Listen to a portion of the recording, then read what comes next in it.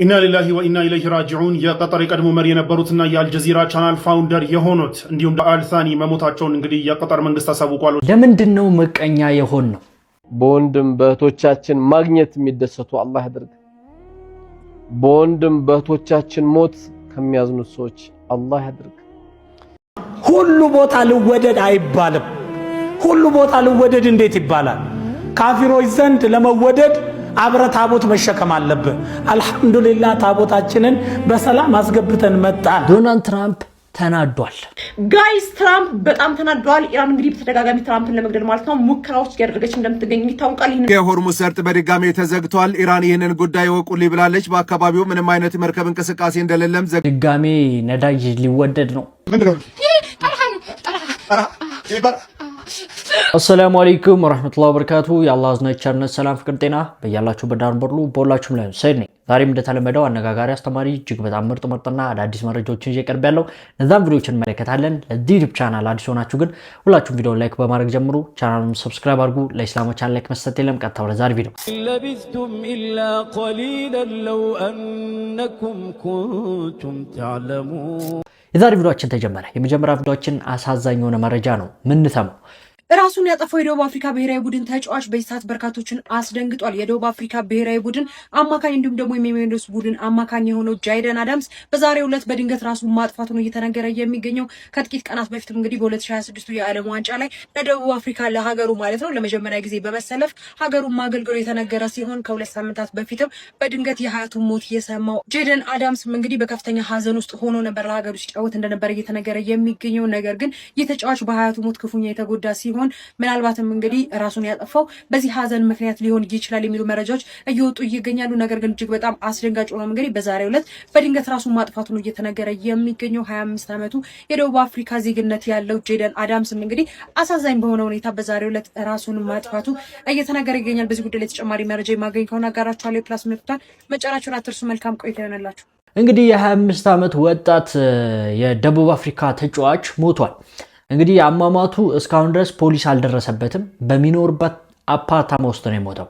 በጣም የሚያሳዝነው በቅርቡ በደቡብ አፍሪካ ጨዋታ እየተካሄደ እንዳለ ታውቃላችሁ። አሁንም ድረስ ከሳምንት በፊት የደቡብ አፍሪካ ተጫዋች ሆኖ ተጫውቶ የነበረ ግለሰብ ነው ራሱን አጥፍቷል እየተባለ ይገኛል። እነዚሁም ደቡብ አፍሪካ ውስጥ እንደምታውቁት በጣም ሌቦች አሉ፣ ሰው በላዎች፣ ሰው ገዳዮች፣ ዘራፊዎች አሉና በእነሱም እንግዲህ እንደተገደለ እየተገመተ ይገኛል። ደቡብ አፍሪካ ላይ ያላችሁ ኢትዮጵያውያን ሁላችሁም አላህ ይጠብቃችሁ እላለሁ። አሁንም አሳዛኝ የሆነ መረጃ ነው የምንሰማው። ኢና ሊላሂ ወኢና ኢለይሂ ራጂዑን። ኢና ሊላሂ ወኢና ኢለይሂ ራጂዑን የቀጠር የቀድሞ መሪ የነበሩትና የአልጀዚራ ቻናል ፋውንደር የሆኑት እንዲሁም ደግሞ ቀጠሪዎች በቅጽል ስማቸው አልአሚር አልዋሊድ ወይም አባትየው አሚር ብለው የሚጠሯቸው ሼክ ሐመድ ቢን ኸሊፋ አልሳኒ መሞታቸውን እንግዲህ የቀጠር መንግስት አሳውቋል። ወደ አኺራ መሄዳቸውን እኒህ ሰውዬ እንግዲህ የአሁኑ የቀጠር መሪ ሼክ ተሚም ቢን ሐመድ አልሳኒ አባት ናቸው። እኒህ ሰውዬ እንግዲህ ከስልጣን የወሰዱት እንግዲህ ከ1995 እስከ 2013 ድረስ ለ18 ዓመታት ቀጠርን ሲያስተዳድሩ ነበረ። ከዛ በፊት እንግዲህ 1992 ጀምሮ አባታቸው ሼክ ኸሊፋ አልሳኒ የሚባሉት ነበሩ የቀጠር መሪ የነበሩት። ነገር ግን አባታቸው በ1992 ለዚህ ለሼክ ሐመድ እንግዲህ የተወሰኑ ስልጣኖችን እየሰጧቸው የቆዩ የነበረ ሲሆን መጨረሻ ላይ ግን ወደ 1995 አካባቢ ስልጣናቸውን ሊቀሟቸው የሰጧቸውን የተወሰኑ ኦቶሪቲዎች ሊቀሟቸው መሞከራቸውን ተከትሎ አባትየው ስዊዘርላንድ ጄኔቫ ባሉበት እንግዲህ በፋሚሊያቸው በአልሳኒ ሩሊንግ ፋሚሊው አልሳኒ ይባላል የአልሳኒ ፋሚሊ እርዳታ አባታቸው ላይ መፈንቅለ መንግስት አድርገው ነው ስልጣን የያዙት። ብለድረስ መፈንቅለ መንግስት ወር ምንም አይነት ደም ያልፈሰሰበት መፈንቅለ መንግስት አድርገው ስልጣን ይዘው ነበረ። በኋላ ላይ እንግዲህ አባታቸው ደግሞ መልሰው ሊፈነቅሏቸው ሞክሮ የነበረ ቢሆንም ሳይሳካ ቀርቷል። ከሳውዲ ከግብጽ ጋር ከምን ጋር ነው ተያይዘው የተባለው ያኔ ማለት ነው። ለማንኛውም ሳይሳካ ቀርቷል። ነገር ግን ሼክ ሐመድ ቢን ኸሊፋ አልሳኒ ከ1995 ጀምሮ እስከ 2013 ለ18 ዓመት ቀጠርን ሲያስተዳድሩ እጅግ በጣም ትልልቅ ሪፎርሞችን በማድረግ ቀጠር በፐር ካፒታ እንግዲህ በጣም ሪቸስት አገር እንድትሆን አድርጓል። አንድ የቀጠሪ አቨሬጅ ገቢ እንግዲህ የአንድ የቀጠር ሲቲዝን አቨሬጅ ገቢ በአመት ከ84,000 እስከ 86,000 ዶላር እንዲሆን ማድረግ ችሏል። በእኛ ወደ 13 ሚሊዮን ምናምን በአመት አንድ ቀጠሪ ሲቲዝን ገቢ እንዲያገኝ ማድረግ የቻሉና በደንብ እድገታቸውን ያሳደጉ እንዲሁም ቀጠርን ሪቸስት ካንትሪ ሪቸስት በጣም ከዓለም በጣም ሀብታም የሆነች ሀገር እንድትሆን ማድረግ ችሏል። ከዛ ውጭ እንግዲህ ኢንተርናሽናሊ እጅግ በጣም ተጽዕኖ ፈጣሪ የሆነውን አልጀዚራ ቻናልን በማቋቋም እዚህ ደረጃ እንዲደርስ ያደረጉት እንግዲህ እኒህ ሰውዬ ነበሩ። ከዛ ውጭ እንግዲህ ቀጠር በዲፕሎማሲም እንደ ልቧ እንድትንቀሳቀስ በተለይ በአሜሪካና በታሊባን መካከል የነበረውን ዲፕሎማሲ በዓለም በጣም ትልቅ የሚባለውን ዲፕሎማሲ ማስፈጸም የቻለች አገር እንድትሆን ማድረግ ችለዋል። በኋላ ላይ እንግዲህ 2013 ላይ እሳቸው እንግዲህ ከአባታቸው በፈንቅለ መንግስት ነው ስልጣን የወሰዱት። አባታቸው አላስረክብ ማለቱን ተከትሎ እሳቸው እንግዲህ 2013 ላይ ስልጣናቸውን በፈቃደኝነታቸው ለአራተኛው ልጃቸው ሼክ ተሚም ቢን ሐመድ አልታኒ አሁን ቀጠር ለሚመራው ለአራተኛ ልጃቸው አስረክበው እንግዲህ ቁጭ ብለው አልአሚር አልዋሊድ ወይም አባትየው አሚር ተብለው በክብር ተቀምጠው ነበረ። በኋላ ላይ እንግዲህ በዛሬው ዕለት እንግዲህ ህይወታቸው ማለፉን አሳውቋል ማለት ነው የቀጠር መንግስት። ኢና ሊላሂ ወኢና ኢለይሂ ራጂዑን። እኛም የአላህ ነን ወደሱም ተመላሾች ነን። እንግዲህ በጣም አሳዛኝ የሆነ መረጃ ሰምተናል። አላህ Subhanahu Wa Ta'ala የሞተውን የጀነት ያድርገው እያልኩኝ እንግዲህ ሁላችንም ነገ ወደ ሞት መሄዳችን ስለማይቀር ሁላችንም ለነገ ቤታችን ልንዘጋጅ ይገባናል። ለመላው ሙስሊምና እንደዚሁም ደግሞ ለቤተሰቦቹ መጽናናትን እየተመኘው ወደ ሌላ መረጃና ወደ ቀጣይ ወንድምህ ሲያገኝ ተደሰት ይላል ኡስታዝ። በወንድም በእህቶቻችን ማግኘት የሚደሰቱ አላህ ያድርግ። በወንድም በእህቶቻችን ሞት ከሚያዝኑት ሰዎች አላህ ያድርግ። የት ሄደ ያ ንጹህ ልብ? ሰው ሲያጣ ምንረበሽበት፣ ወንድም ሲታመም ምንጨነቅበት፣ ወንድም ሲሞት ወይኔ ወንድሜ ወይኔ እህቴ ብለን ርብሽ የምንልበት ያ ንጹህ ልብ የት ሄደ? ይህን ንጹህ ልብ አክም ቤት ሄደን ምንጠይቀው፣ ዶክተሩ ምናስረዳው፣ አስረድተን የምናገኘው መልስ የለንም። ንጹህ ልብ ከአላህ Subhanahu Wa Ta'ala የምትሰጥ ትልቅ ስጦታ ናት። ይህ ስጦታ ደግሞ የምትገኘው ልዩ ሰዓት አለች። እቺን ሰዓት አላህ ምን ብሏታል መሰለ? ወቢልአስሐሪ ሁም يستغفرون። ንጋት ላይ ጌታቸውን ምህረት የሚጠይቁ ናቸው። ምህረት በጠየቅ ቁጥር ቲቢቱን፣ ኩራቱን፣ ጭካኔውን፣ አረመኔነቱን፣ በሰው ችግር መደሰቱን እነዚህም ቫይረሶች ሁሉ ያነሳልናል። ትላንት ያቺ ንጹህ ልብ አከሌ ሞተ ስትባል ድንግጥ ትላለች። አከሌ ያጣ ሲባል ድንግጥ ትላለች። ታመመ ድንግጥ ትላለች። ይሄ ልብ ከየት አጣን? አላህ ልቦና ይስጠን። ልባቸው ከተስተካከሉ በሱ መንገድ ካሉትም አላህ ያድርገን። የዚህም ሌላው ልቡ ትልቁ ማለሰለሻ አላ ቢዚክሪላሂ ተጥመኢነል ቁሉብ፣ አላህን በማስታወስ ቀልቦች ይረጋጋሉ። አላህን ባስታወስክ ቁጥር ልብህ ጥሩ ይሆናል። ንጹህ ልብ ከተባሉትም ትሆናል። ያን ለማግኘት በዛሽ በተመረጠችው ሰዓት አላህን ተማጸኑ። አላህ ይመልስ። ከንጹህ ልቦች አላህ ያድርግ። በወንድም በእህቶቻችን ማግኘት የሚደሰቱ አላህ ያድርግ። በወንድም በእህቶቻችን ሞት ከሚያዝኑት ሰዎች አላህ ያድርግ። ጭካኔውን አረመኔነቱን አላህ ያንሳል። ለምን ይህ መረጃ ወይም ይህ ዳዋ መደረግ ፈለገ ካላችሁ በአሁን ሰዓት እጅግ በጣም እርስ በርስ ምቀኝነት ስለበዛ ነው። አንዱ ሲያገኝ አንዱ ያጣ ይመስለዋል። ወንድሙ ሲያገኝ ያኛው ይቃጠላል፣ ይናደዳል። ወንድሙ ሲያድግ፣ ወንድሙ ሲለወጥ ብዙ ሰው ይናደዳል። እህቷ ስትለወጥ እሷ ያጣች ያክል ይሰማታል፣ ትናደዳለች፣ በሷ ላይ ትመቀኛለች። እንደዚህ አይነት ማንነት ነው አሁን ላይ እየተመለከተን ያለ ነው።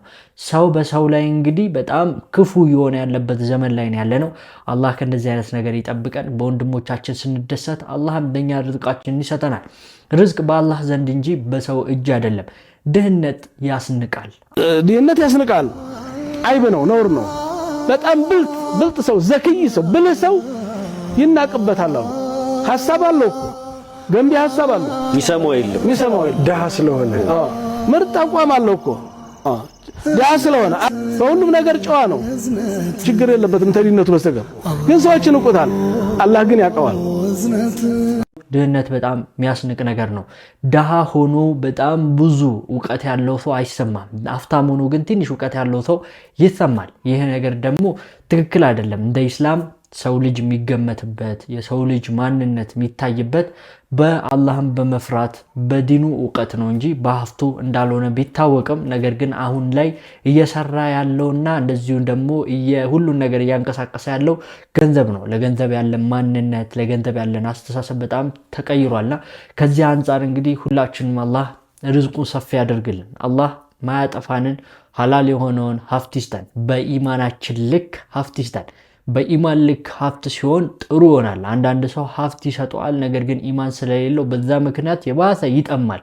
እና አላህ Subhanahu Wa Ta'ala በኢማናችን ልክ ሀብት ይስጠን፣ የምንጠቀምበት ኸይር ነገር የምንሰራበት ማለት ነው። ኒቃብ ለብሳ ቤተክርስቲያን ተገኝታለች። ምንድነው?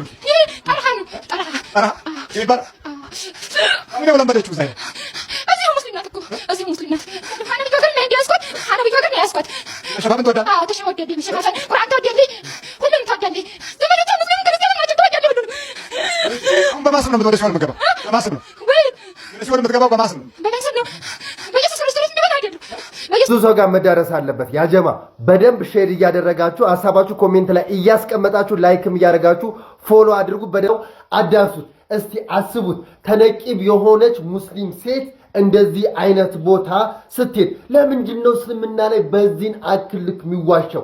ለሰዎች ማምታታት ትችሉበታላችሁ፣ እዛው መጠንቆሉንም ትችሉበታላችሁ።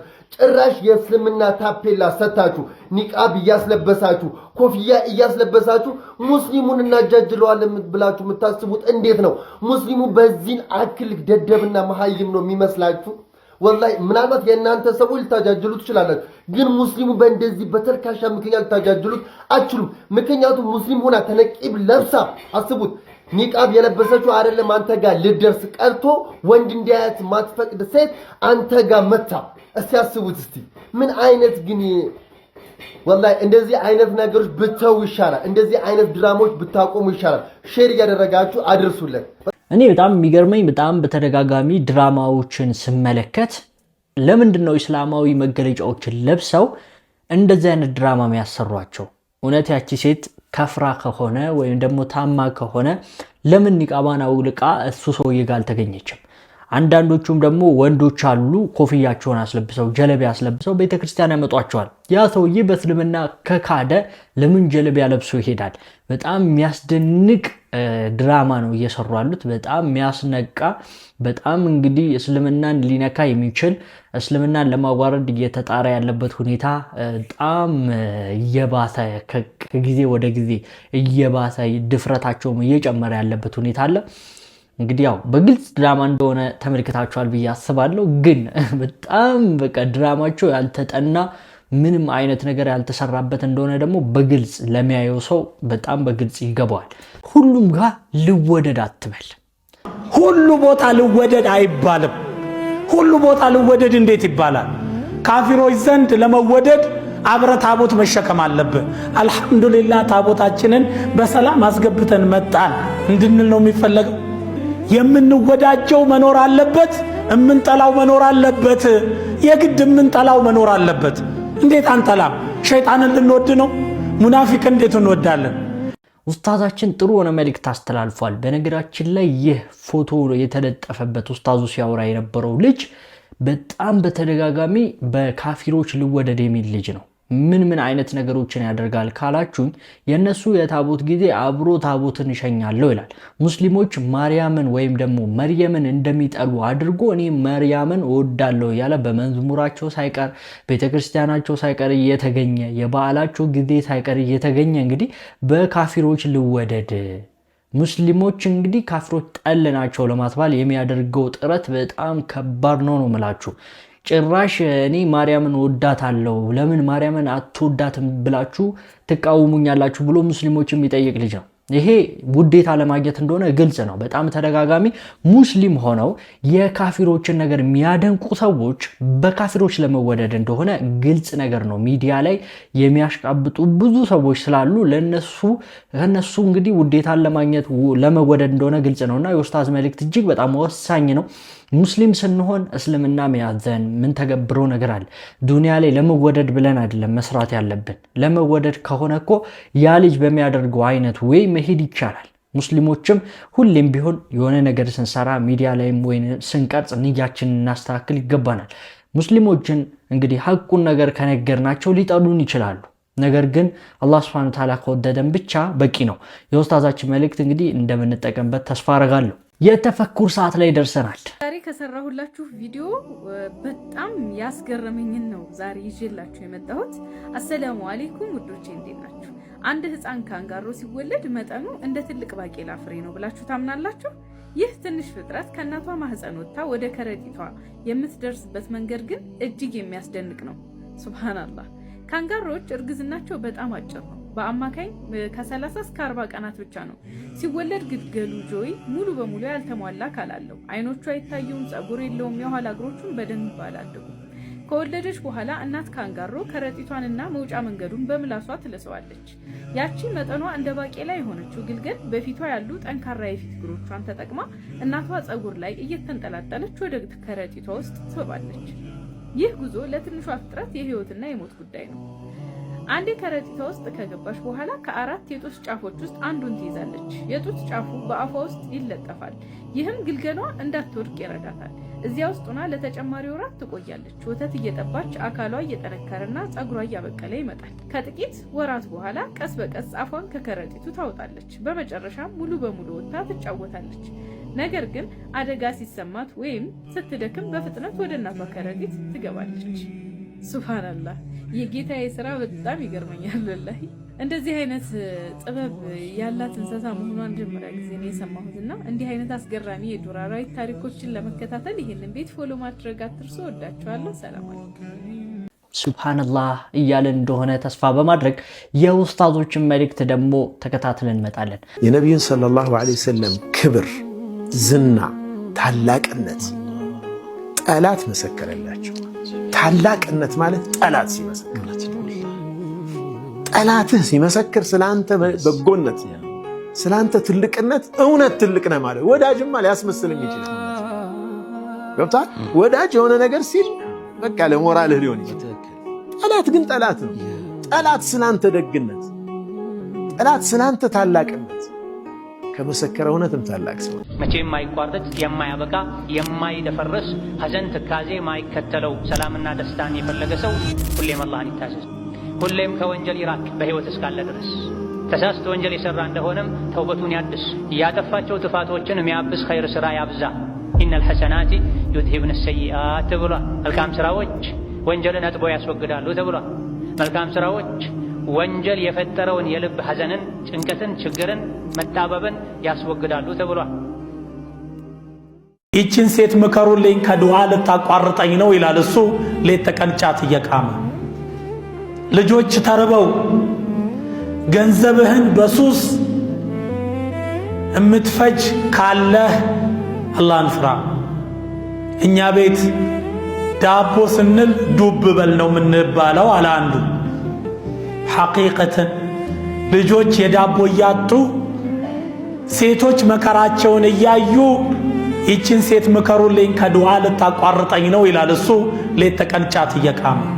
የሰው ልጅ በተፈጥሮ የሚያጓጓው ነገርና የሚያስፈራው ጥሩ መልእክቶችና ዳዋዎችን ተመልክታችኋል። አላህ በሰማነው ምን ሰራበት ያድርገን እያልኩኝ ከጥቂት ጊዜያት በፊት ምዕራብ ወለጋ ቆንዳላ ከተማ እንደዚህ ግልብጥ ብሎ የወጣውን ሙስሊም ህብረተሰብ ታስታውሱታላችሁ አይደል? ከጥቂት ጊዜያት በፊት ይሄው ፒክቸር ራሱ ኢንሃንስ ተደርጎ ሲታይ እንደዚህ መምሰሉን ተከትሎ በሌላ ወገን አራይማ ኤአይ ነው ሳክስ ነው እንጂ ወለጋ ውስጥ የሁሉ ሙስሊም የለም ተብሎ ሲወራ ነበር። አክቹአሊ ሌላ ወገን ብቻ ሳይሆን የኛው ሙስሊም ህብረተሰብም እንዴ ወለጋ ውስጥ የሁሉ ሙስሊም አለ እንዴ ተብሎ ሲገረምም አይቼዋለሁ።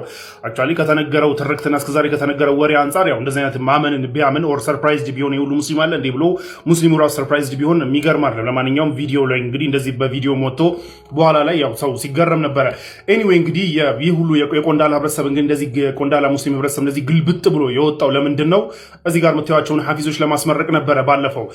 አክቹአሊ የኢትዮጵያ ሙስሊም ህብረተሰብ ከተነገረው ትርክት ወር ከተቀመው ትርክት አንዱ ምንድነው? ወለጋ ውስጥ ሙስሊም የለም ካለም በጣም ትንሽ ነውና ብዙም ወንድም የለህም ላሽ በል ተብሎ የተነገረውን ተቀብሎ ስለነበር እንደዚህ አይነት ነገራቶችን ሲያይ ሰርፕራይዝድ ቢሆንና ይህ ሁሉ ወንድም አለኝ እንዴ ምናምን ብሎ ሰርፕራይዝድ ቢሆን የሚገርም ነገር አይደለም።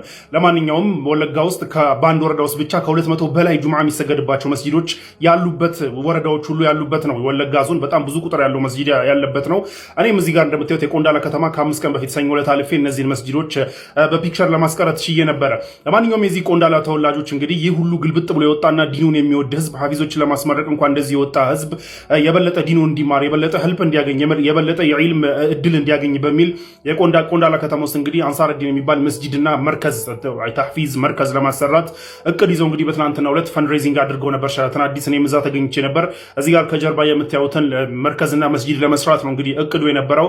ትልልቅ የመሻይኾች የመጅሊስ አመራሮች የፌደራል መጅሊስ ምክትል ፕሬዚዳንት ሼህ ሐሚድ ሙሳ፣ የኦሮሚያ ፕሬዚዳንት ሼህ ጋሊ ሙክታር፣ ዋና ጸሐፊ ዶክተር መሐመድ ሐኪም አህመድ፣ የአፍሪካ ሙፍቲ የሆኑት ዶክተር ጀይላን ሁሉም በተገኙበት ትልልቅ እንግዶች በተገኙበት እንግዲህ በትናንትናው ዕለት በሸራተን አዲስ የፈንድሬዚንግ ፕሮግራም ተዘጋጅቶ ነበር። ጥሪ የተደረገላቸው እንግዶች የአካባቢው ተወላጆችና እንዲሁም ከመላው ሀገሪቱ የተውጣጡ ሰዎች ጥሪ ተደርጎላቸው የፈንድሬዚንግ ፕሮግራም ተካሂዶ ነበረ። ያ የቆንዳላ ፕሮግራም እንግዲህ የኢትዮጵያ ሙስሊም ህብረተሰብ በጣም ብዙ ጠንካራ ወንድም ወለጋ ውስጥ እንዳለው የተረዳበት ነው። ይህ ወንድም ግን ያው በተለያዩ የጸጥታ ችግሮች አለመረጋጋቶች የተነሳ ኢኮኖሚ ቢዳከምም ዲኑን እጅግ በጣም የሚወድ መሆኑን ተከትሎ ዲኑን እንዲማር የበለጠ እንዲያውቅ እንግዲህ ይህ መርከዝ በጣም አንገብጋቢና አስፈላጊ መሆኑን ታምኖበት ነው እንግዲህ የፈንድሬዚንግ ፕሮግራም ተካሂዶ የነበረው ማለት ነው በትናንትናው ዕለት። እኔም እዛ ፕሮግራም ላይ ተገኝቼ እንግዲህ ያለው ነገራቶችን አይቼ ነበረ። በጣም በሚገርምና በሚያስደንቅ ሁኔታ በጣም በአጭር ጊዜ ውስጥ ለታሰበው ፕሮጀክት በቂ ነው የሚባል ባይሆንም ግን በጣም ጸዴ የሆነ ሞቲቬሽን ያለበት በደንብ ሰው አምኖበት ይህንን ልንረዳው ይገባል። እስካሁን ድረስ ኢግኖር አድርገነው እስካሁን ድረስ ይህንን የሙስሊም ህብረተሰብ የወለጋ ሙስሊም ህብረተሰብ ሄልፕ ሳናደርገው ተቆራርጠን በተነገረን ሳክስ መሰረት ተቆራርጠን ቀርተናል። ከዚህ በኋላ ግን ልንክሰው ይገባል በሚል እንግዲህ በጣም በሚገርም ሞቲቬሽን ጸዴ ፕሮግራም ተካሂዷል። ጸዴ ፈንድሬዚንግ ተካሂዷል ማለት ነው። ስለዚህ የተቀረከውም የኢትዮጵያ ሙስሊም ህብረተሰብ እነዚህን ሰዎች የመርዳትና የማገዝ ወንድማዊ ግዴታ አለብንና ይህንን ተከትሎ እዚህ ጋር በምታዩት አካውንት ይህንን መርከዝ እውን ለማድረግ አሁን እንዳሉ አውቀናል አይደለ? ስለዚህ እንዳሉ ስላወቅን ይህን እውን ለማድረግ ሄልፕ ልናደርጋቸው ይገባል ማለት ነው። ማሰላም ሰው እንዴት ነው ሀገርን ለመውረር በባህር የሚሄዱ መርከቦችን በግንብ እያስጎተተ አልፎ የሚያሸንፈው? እኔ ይህንን ነገር አታውቁትም፣ እርግጠኛ ሁኑ። መሐመዱል ፋቲህ እንደሚባል ታውቃላችሁ።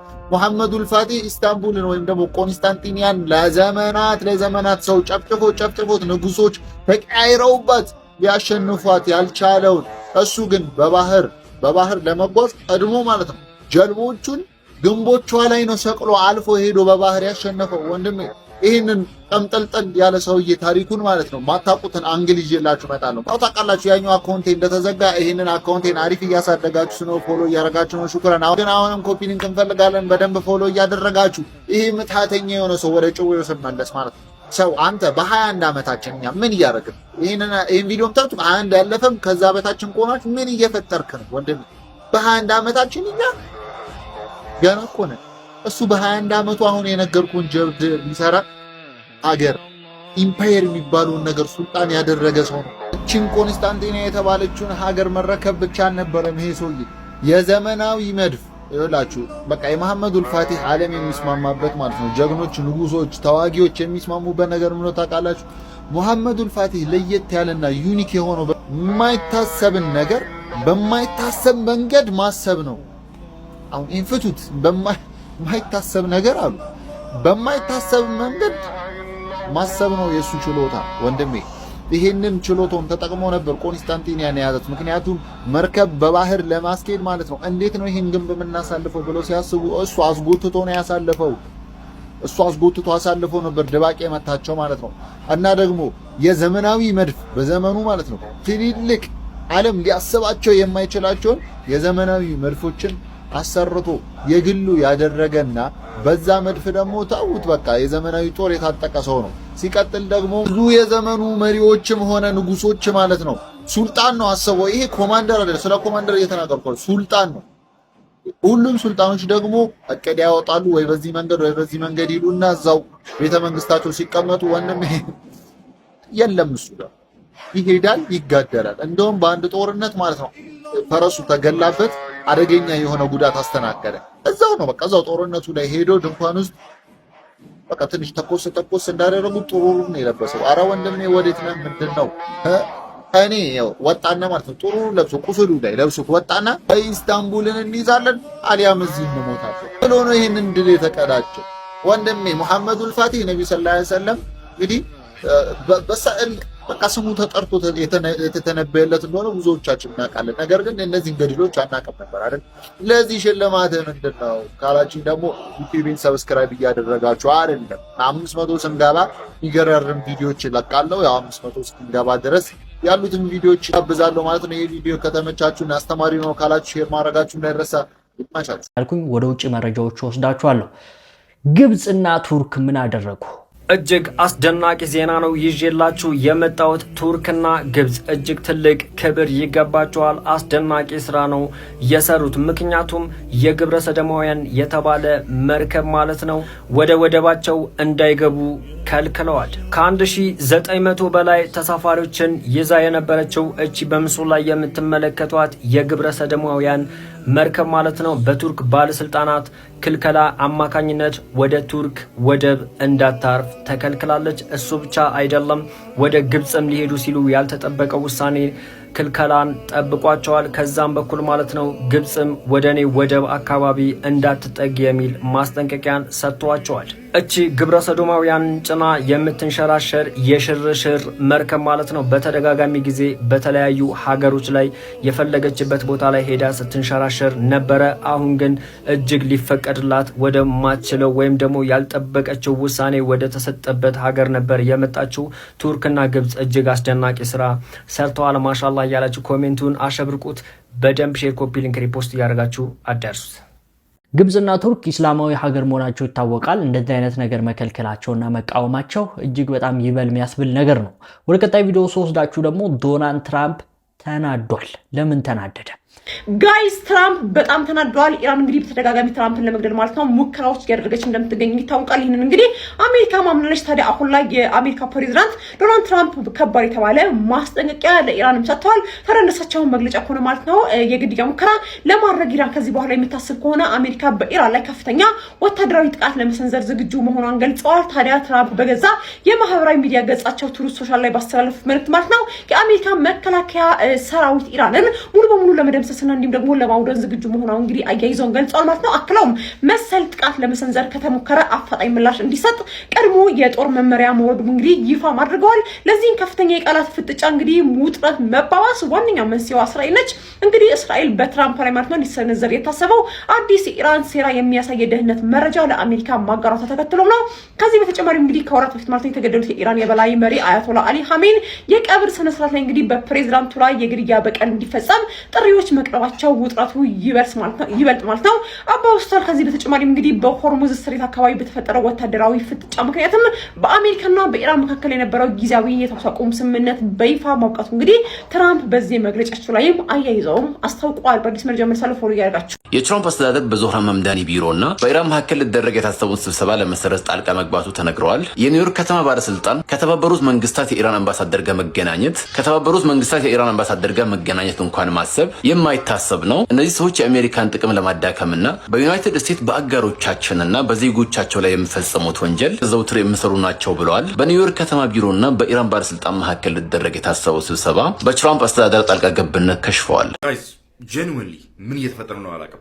አይ ዶንት ኖ ዋትስ ጎይንግ ኦን ቴት ፎር ታት ደግሞ ትንሽ ነካነካ የሚደራረጉት ጥቃት እንደነበር ከዚህ በፊት ነግሬያቸዋለሁ። እነዚህ ሁለት ሀገሮች አሜሪካና ኢራን። ታዲያ ትላንትናም የአሜሪካን ዋርኒንግ በመጣስ ደግሞ የአሜሪካን ዋርኒንግ በመተው ሌላ መርከብ ላይ ጥቃት ፈጸመች ኢራን። ኮሜርሻል መርከብ ላይ ኢራን ባስቀመጠችላችሁ መንገድ ደግሞ በኢራን ተርም ካልሆነ በቀር በስትሬት ኦፍ ሆርሙዝ በኩል ማለፍ አትችሉም። ኢራን አታሳልፋችሁ በእሷ መንገድ ካልሆነ በስተቀር ማለት። ስለዚህ ብዙ ጊዜ ኮሜርሻል መርከቦች ከኢራን ዌይ ደግሞ ከኢራን መንገድ ውጭ የሚያልፉ ኮሜርሻል መርከቦች ላይ ጥቃት ትሰነዝራለች እና አሜሪካም ደግሞ ለምን እነሱ ነካሽ ብላ ደግሞ ጥቃት ትሰነዝራለች ሁሌ። ትናንትናው ግን ሰፋ ያለ ነበረ። እኔ እንዴት እንደሆነ አላውቅም። ትናንትናው እኔማ እንደውም ትንሽ ተመልሰው ገቡ ወደ ጦርነት እስኪል ድረስ ሌሊት የነበረው ጥቃት like it was wide። መርከቡ ላይ ጥቃት ለመፈጸም ያልተጠቀሙባቸው ቦታዎቹ ላይ ሳይቀሩ በትናንትናው የአሜሪካ ስትራይክ የተመቱት። ምሳሌ መርከቡን ስትራይክ ለማድረግ የተጠቀሙበት ቦታው ቢባል በኮስታል ሳይድ ወር ደግሞ በስትሬት ኦፍ ሆርሙዝ አካባቢ የሚገኙ የተለያዩ ቦታዎች ናቸው እና በሻድ እና ምናምን የሚባሉ ቦታዎች እነሱ ላይ ነበር ጥቃት መፈጸም የነበረባቸው። ግን ሳውዝ ዌስት ኢራን ድረስ ሁላ እንትን እየሰማን ነበር። አይ ሚን like ኖርዝ ኢስት ኢራን ድረስ ቦምቢንጎች ነበር። ደግሞ ንጋቱን የኢራን አጸፋ መልስ ማለት ነው ባህሬን የሚገኘውን የአሜሪካን ፊፍት ፍሊት ከዛ ደግሞ ኳታር ውስጥ የሚገኝ የአሜሪካ ቤዝ ኩዌት ላይ ደግሞ የተለያዩ ድሮን ጥቃቶች ተሰንዝሯል። ጠዋት ንጋት ነው አካባቢ ከሴንትራል ኮማንድ እስካሁን ድረስ በኢራን ጥቃት ዙሪያ የወጣ ነገር የለም። ኢራን ይሄ እንደዚህ ያርጋኛለች የሚል ነገር አልወጣም እስካሁን ድረስ። ኢራን ነች ይሄን አጥቅቻለሁ ብላ ያወራችሁ። ብዙ ጊዜ እንደነገርኳችሁ ነው ሴንትራል ኮማንድ ብዙ ጊዜ አያምንላችሁም። የሚፈጠረው ነገር የአሜሪካ ቤዝ ሲመታ ብዙ ጊዜ አያምንላችሁም። ሰው ከሞተ በኋላ ሰው ከተጎዳ በኋላ ምናምን ነው ብዙ ጊዜ እንትን የሚያደርገው ላይ ካምፒል የሚያደርገው። አሁን ቀጣይ ምን እንደሚፈጠር አብረን እንመለከታለን። በሚመጣው ሳምንት እንግዲህ በስዊዘርላንድ ሁለቱ ሀገሮች የሰላም ስምምነታቸውን ይጀምራሉ፣ ወሬያቸውን ወይ ደግሞ ፒስ ቶክስ ይጀምራሉ ተብሎ ይጠበቀ ባለበት ሰዓት ነው እንግዲህ በየቀኑ አዳዲስ ጥቃቶች የምንሰማው። ገስ ወገኖሲ ምን እንደሚፈጠር አብረን እንመለከታለን። ፎሎ ማድረጋችሁ እንዳትረሱ። ይመቻችሁ። ሆርሙዝ ተዘግቷል እየተባለ ይገኛል። የሆርሙዝ ጉዳይና የአሜሪካ እንደዚሁም ኢራን ጉዳይ መቼ እንደሚፈታ አላቆም። ሌላ ዜና ረፍት የአሜሪካ ሴናተር የሆነና አሜሪካ ባጠፋችው ጥፋት ሁሉ እጅ ያለበት ሊንዚ ግራም መሞቱን እንግዲህ የሊንዚ ግራም ኦፊስ አሳውቋል። የሞተበት ጉዳይ የታወቀ ነገር ባይኖርም ድንገተኛ ነው የተባለው ሀርት አታክም ነው ይባላል፣ ምንም ነው ይባላል። ግን ከጥቂት ጊዜ በፊት ከዩክሬን እንደተመለሰ ታውቋል። ለማንኛውም ሊንዚ ግራም እንግዲህ አሜሪካ በሰራችው ጥፋት በሙሉ እጁ ያለበት ነው። አሜሪካ ኢራቅን ኢንቬድ አድርጋ እንግዲህ ያ ሁሉ ሰው እንዲሞት ሰበብ ከሆኑ ሰዎች መካከል አንደኛው ሊንዚ ግራም ራሱ ነው። ሁለተኛ ከአፍጋኒስታን ውጊያ ውስጥ እንግዲህ አሜሪካ አፍጋኒስታን ውስጥ ገብታ እንግዲህ ያ ሁሉ ጭፍጨፋ ያ ሁሉ ጉዳት እንዲደርስ ከፍተኛ ጥሪ ሲያደርግና ሲያጋግል የነበረው ሊንዚ ግራም ነበረ። አሜሪካ ከአፍጋኒስታን ውስጥ እንዳትወጣም በጣም በተደጋጋሚ ጥረት ሲያደርግ የነበረ ነው። ሊቢያ ውስጥ እንግዲህ ያ ሁሉ ችግር እንዲፈጠር ያ ሁሉ አሜሪካ ገብታ እንግዲህ ያን ሁሉ ጉዳት እንድታደርስ በጣም በከፍተኛ ጥሪ ሲያደርግ የነበረ ሰው ነው። ከዛ ውጭ እንግዲህ ኢራንን ለምሳሌ አሜሪካ ኢራን አታክ እንድታደርግ ከ2010 ጀምሮ እንግዲህ ካለፉት 10 ምናምን ዓመታት በፊት ጀምሮ እንግዲህ በተደጋጋሚ ጥሪ ሲያደርግ የነበረና በአሁኑም የኢራንና አሜሪካ ጦርነት በጣም በከፍተኛ ሁኔታ ተሳታፊ የነበረ ሰው ነበረ። እንግዲህ ሁሉ ጉዳት እንዲደርስ አሜሪካ በቃ በየሀገሩ ገብታ ጥቃት እንድታደርስ ወላ ቬንዙዌላ አልቀረ ወላ ኒጀር አልቀረ ወላማ በየቦታው እንግዲህ ጥሪ ሲያደርግ የነበረ ሰው ነው። በሌላ በኩል በጣም ዳይ ሃርድ የሆነ የእስራኤል ደጋፊና ጋዛን እስራኤል ፍላትን እንድታደርግ ሙሉ ለሙሉ እንድታጠፋ ጥሪ ሲያደርግ የነበረና የትኛውንም አይነት ቁጥር ያለው የፍልስጤም ሲቪሊያን ቢሞት ግድ የለኝም የራሳቸው ጉዳይ እስከ ማለት የደረሰ ሰው ነው። ከዛ ውጪ ምንድነው የዶናልድ ትራምፕ አድሚኒስትሬሽን ሪፐብሊካን ነው ባይተወይ የዶናልድ ትራምፕ ፓርቲ ነው እና የዶናልድ ትራምፕ አድሚኒስትሬሽን እስራኤል ወራ ያዘችውን የሶሪያን ጎላን ሃይትና የመሳሰሉ ቦታዎችን የእስራኤል ቦታ ነው እንጂ የሶሪያ አይደለም ብሎ ሪኮግናይዝ እንዲያደርግ ከኢንተርናሽናል ሕግ ውጪ ሪኮግናይዝ እንዲያደርግ በተደጋጋሚ ሲጣራ የነበረ ሰው ነው። የእስራኤልን ጄኖሳይዳል የጋዛ ጄኖሳይዳል ዋር ጀስቲፋይ ለማድረግና የፈለገችውን ታድርግ መብቷ ነው እስከ ማለት የደረሰ በጣም አዛ የነበረ ሰው ነበረ። ለማንኛውም እንግዲህ በድንገት ህይወቱ ማለፉ ታውቋል። የሆርሙዝ ሰርጥ በድጋሚ ተዘግቷል። ኢራን ይህንን ጉዳይ ወቁልኝ ብላለች። በአካባቢው ምንም አይነት መርከብ እንቅስቃሴ እንደሌለም ዘገባዎች ጠቁመዋል። አሜሪካና ኢራን በትናንትናው አመሻሽ ላይ የተኩስ ልውውጥ ማድረጋቸው ተዘግቧል። አሜሪካ በኢራን የተመረጡ ቦታዎች ላይ ጥቃት ስትፈጽም፣ ኢራን በበኩሏ በኳታርና ባህሬን አካባቢ በሚገኙ የአሜሪካ የባህር ኃይል ላይ ጥቃት ማድረሷን አሳውቃለች። ሁለቱ ሀገራት ለሰላም ቀረቡ ሲባል ወደ ለየለት ግጭት እየገቡ መሆኑን ዘገባዎቹ እያመለከቱ ይገኛሉ። ቀጣይ የሚወጡት መረጃዎች በዚሁ ቻናል ላይ ይቀርባሉ። ፎሎ ማድረጋችሁ እንዳትረሱ። አመሰግናል። ድጋሜ ደግሞ ነዳጅ ሊጨምር ነው። እንግዲህ አላህ ሰላሙን ያምጣው። አላህ ኸይሩን ነገር ያሰማን። ለሙስሊሙ ማህበረሰብና ለሙስሊሙ ኡማ በሙሉ ኸይርን ነገር አላህ ያምጣለት። አላህ ፍልስጤማውያን ይፈርጃቸው። ሀገራችን ውስጥ እየተበደሉ ያሉ ፍልስጤማውያን፣ ሀገራችን ውስጥ እየተበደሉ ያሉ አክሱሞች፣ እንደዚሁም ደግሞ አማራ ክልል ላይ የተገደሉ ያሉ ሙስሊሞችን አላህ መፍትሄውን ያምጣላቸው። አላህ በትምህርታቸው ላይ እንግዲህ ኒቃቢስት ሆነው እየተከለከሉ ያሉ እየተጨቆኑ ያሉትንም አላህ ነስሩን ያቅርብላቸው። ሁላችሁም በደንብ ዱዓ አድርጉላቸው። ሳይነበርኩ ቪዲዮን ላይክ አድርጉ፣ ቻናሉ ሰብስክራይብ አድርጉ፣ ቪዲዮን በተለያዩ ቻናል ሼር አድርጉ። ላይክ ግን በጣም ከማነሱ የተነሳ ቪዲዮአችን እየታየ ስላልሆነ በደንብ ላይክ አድርጉ። ሰላም አለይኩም ወራህመቱላሂ ወበረካቱ።